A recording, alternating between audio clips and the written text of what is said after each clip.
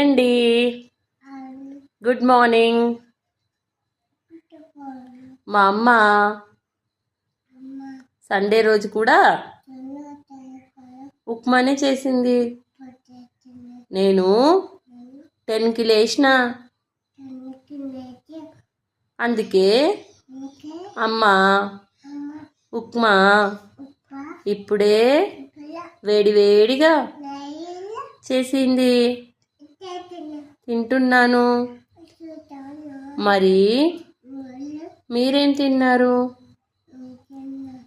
Comment చెయ్యండి. మళ్ళీ లంచ్లో కలుస్తాను. Happy Sunday.